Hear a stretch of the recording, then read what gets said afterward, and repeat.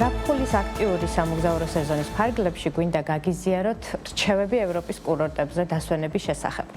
ჩვენი სტუმარია კერა ტრაველის დამფუძნებელი და დირექტორი დავით გუთათელაძე. Ძათო დილომშვიდობის. მოგესალმებით.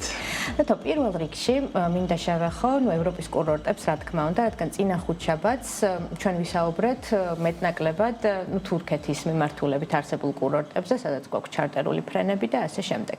თუმცა არის განსხვავებული პროდუქტიც, სადაც შეიძლება რომ ადამიანები წავიდნენ დაახლოებით მსგავსი ბიუჯეტით დაისვენონ საკმაოდ კომფორტულად და ეს არის ევროპის ქალაქები და კურორტები. დაახლოებით მიახლოებით რომ მოგვიყვა, რა კურორტებია, სად შეიძლება, სად დადიან ქართველები, რომელი კურორტები უფრო ეკომფორტულებად და ასე შემდეგ.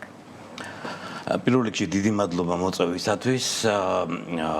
ზაფხულის პერიოდში ევროპის კურორტებიდან ესე ვთქვათ, პოპულარობით სარგებლობს ესპანეთის, საბერძნეთის, ასევე ხორვატიის, მონტენეგროს და ასევე კუნძულები, ესე ვთქვათ, იტალიის კუნძულები. შესაბამისად, ეს კურორტები პოპულარობით სარგებლობს, იმიტომ რომ არის უფრო ნაკლებად ბიუჯეტური, მაგალითად საბერძნეთის მიმართულება, საბერძნეთის კუნძულებზე, როგორც მოგეხსენებათ, წელს დაინიშნა პირდაპირი ჩარტერული ფრენები კურორტ კუნძულ კრეტაზე და შესაბამისად, ესე ვთქვათ, დიდი მოთხოვნა არის ამ მიმართულებით. რაც შეეხება ბიუჯეტს, ბიუჯეტი აქ გასათვალისწინებელია ის, რომ ევროპის კურორტები არ უზრუნველყოფენ როგორც თურქეთში all-inclusive კვებას. აქ გვაქვს კვების სისტემა, ძირითადად მიმართულებებზე არის საუზმით, არის სასტუმროები, სადაც გვაქვს ესე ვთქვათ ორჯერადი კვება და რამდენიმე სასტუმრო შეიძლება იყოს კურორტზე, რომელსაც აქვს სამჯერადი კვება. ბიუჯეტის მხრივ, რა თქმა უნდა, ევროპის კურორტები უფრო ესე ვთქვათ, მაღალი ესე ვთქვათ, ბიუჯეტით არის წარმოდგენილი, რადგან მომხმარებელს დამატებით უხდება გადახდა ესე ვთქვათ, კვების და ასევე ის ესე ვთქვათ, აქტივობების, რომლებიც ევროპის კურორტებზე საჭიროა. კვების ნაწილს შევახეთ, ხო, პრინციპში დამსვენებლის უდიდესი ნაწილი ძალიან ხშირად გამოყოფს ხოლმე კვების საკითხს, რადგან ქართველი დამსვენებლისთვის ძალიან მნიშვნელოვანია, ასე ვთქვათ, ეს საკითხი ჰქონდეს წინასწარ მოგვარებული, მეტად ზედმეტი სიურპრიზები არ დახვდეთ ხოლმე ადგილზე. როგორც შენ აღნიშნა, all-inclusive სასტუმროები ნაკლებად არის ევროპაში, თუმცა ზოგ სასტუმროში გვხვდება მაინც all-inclusive კვების ტიპი. რამდენად რეკომენდირებულია, რომ ასეთი ევროპაში წავიდეთ all-inclusive სასტუმროში?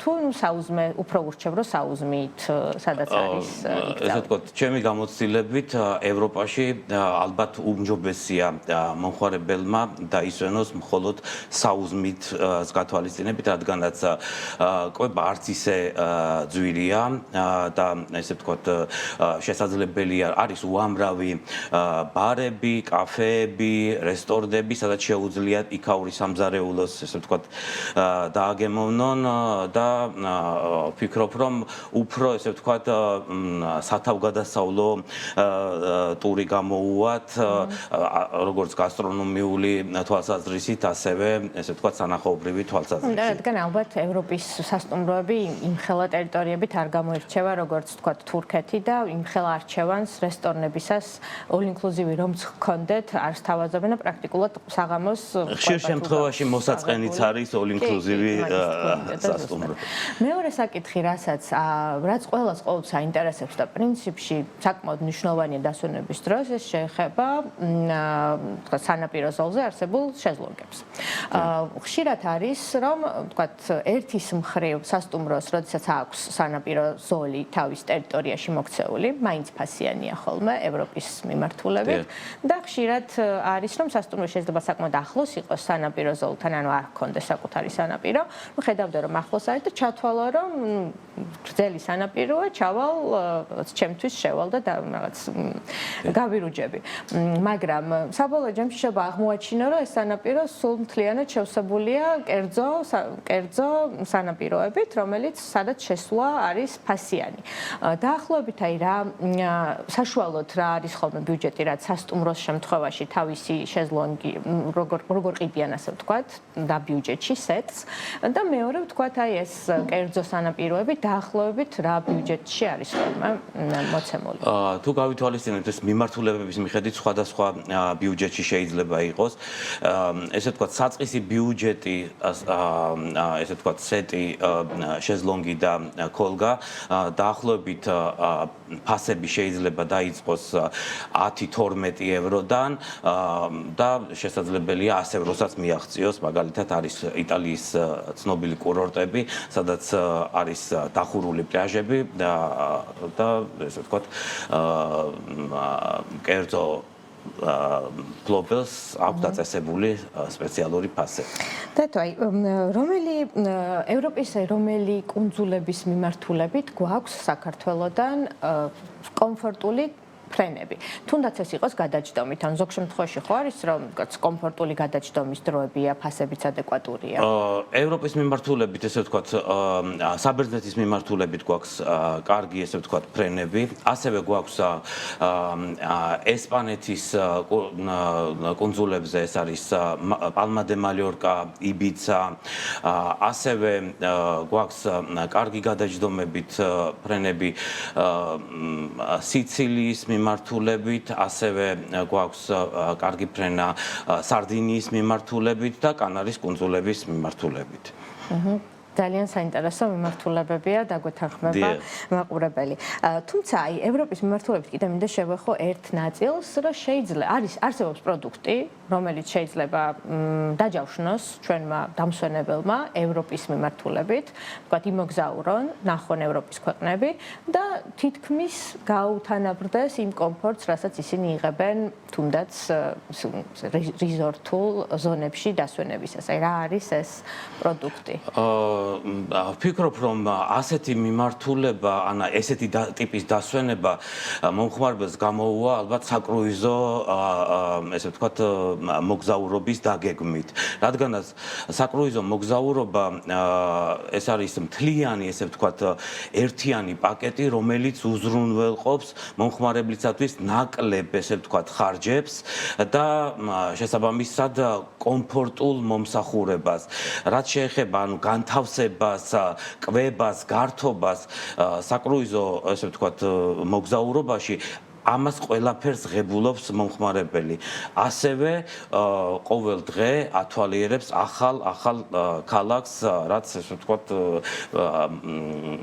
ძალიან კარგია თვითონ მოგზაურობის ზაფხულის პერიოდში რამდენად ურჩევ საკრუიზო, ზოგადად აი კრუიზი არის ზაფხულის პროდუქტი, ხო? ხშირად დადიან კრუიზებით ზაფხულის განმავლობაში. თუმცა, ნუ ის მოსაზრებაც არის, რომ ვთქვათ, ევროპის ქალაქები, სადაც ცხელა, ესე დათვალიერებისთვის ზაფხულის ქალაქები არც ისე რეკომენდირებულია. თუმცა შეიძლება კრუიზის ალბათ ისე შერჩევა, რომ ისეთი პორტები იყოს, სადაც შეიძლება სანაპიროზე გახვიდე და ვფიქრობ, რომ ძირითადად კრუიზები შედის ისეთ პორტებში, სადაც საზღვაო კურორტებია და მომხმარებელს აქვს ორი არჩევანი: დაათვალიეროს თვითონ ქალაქი, ან წავიდეს ზღვაზე, პლაჟზე და გაირუჯოს. ან ერთობლივად, კომბინირებულად გააკეთოს ეს ყველაფერი და შესაბამისად ვფიქრობ, რომ ზაფხულში მომხმარებლისათვის ძალიან კომფორტულია ეს. და აი ბოლოს მინდა ორი სიტყვით რომ შევეხოთ აზიის მიმართულებებსაც, თუ გვაქვს აზიის მიმართულება მიმართულებით. რაიმე ქალაქი, რაიმე კურორტი, რომელიც სადაც კარგი სეზონი გვაქვს და კარგი დასვენების სეზონი გვაქვს ზაფხულის თვეებში. ზაფხულის სეზონში, ესე ვთქვათ, კარგი სეზონია ტაილანდის მიმართულებით კუნძულებზე, მაგალითად კუნძულ ფხუკეტზე, ასევე ინდონეზიაში კუნძულ ბალიზე და გამოყოფდი ასევე ვიეტნამის საზღვაო კურორტებს, სადაც ზაფხულში ძალიან კარგად შეუძლია დაისვენოს მოხმარებელმა. დათო, უღრმესი მადლობა დღევანდელი სტუმრობისთვის და რაღაც ესე გაცნობისთვის სხვადასხვა მიმართულებების. დღეისთვის კი სულ ეს იყო. იმედი მაქვს ჩვენი რჩევები დაეხმარება ჩვენს მაყურებელს უკვე დაგეგმილი ტურის მიმდინარეობისას მაქსიმალურად ინფორმირებულები რომ იყვნენ. მომავალ ხუთშაბათამდე გემშვიდობებით.